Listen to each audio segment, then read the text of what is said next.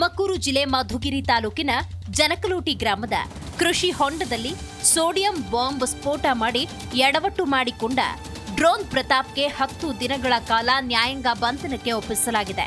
ಮಧುಗಿರಿ ಹಿರಿಯ ಸಿವಿಲ್ ಹಾಗೂ ಜೆಎಂಎಫ್ಸಿ ನ್ಯಾಯಾಲಯ ಡಿಸೆಂಬರ್ 26ರವರೆಗೆ ನ್ಯಾಯಾಂಗ ಬಂಧನಕ್ಕೆ ಒಪ್ಪಿಸಿ ಆದೇಶ ಹೊರಡಿಸಿದೆ.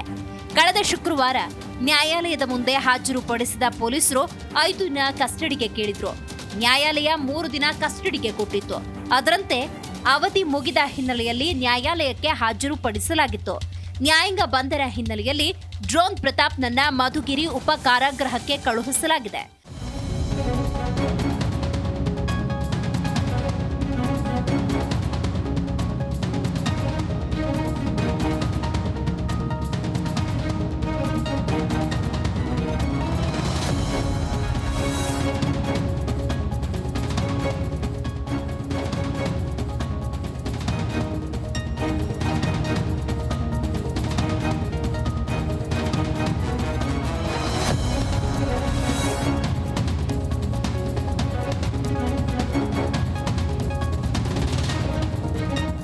ಉಳಿದಂತೆ ಡ್ರೋನ್ ಪ್ರತಾಪ್ಗೆ ಸಹಕರಿಸಿದ ಇನ್ನು 3 ಮೇಲೂ ಎಫ್ಐಆರ್ ದಾಖಲಾಗಿತ್ತು.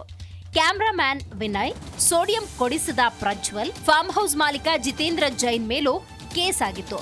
ಆದರೆ ಪ್ರಜ್ವಲ್ ಮತ್ತು ವಿನಯ್ನನ್ನ ಬಂಧಿಸಿದ ಪೊಲೀಸರು ವಿಚಾರಣೆ ಮಾಡಿ ಕಳುಹಿಸಿದ್ದಾರೆ.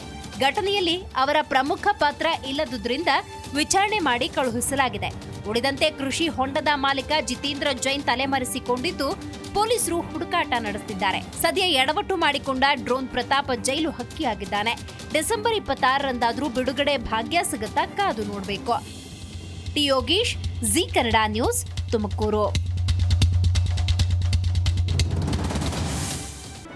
ಜಿ ಕನ್ನಡ ನ್ಯೂಸ್ ಈಗ ನಿಮ್ಮ ಮನೆಯಲ್ಲೇ ನೋಡಿ. ಎಲ್ಲ ಕೇಬಲ್ಗಳಲ್ಲಿ ಈಗ ಲಭ್ಯ.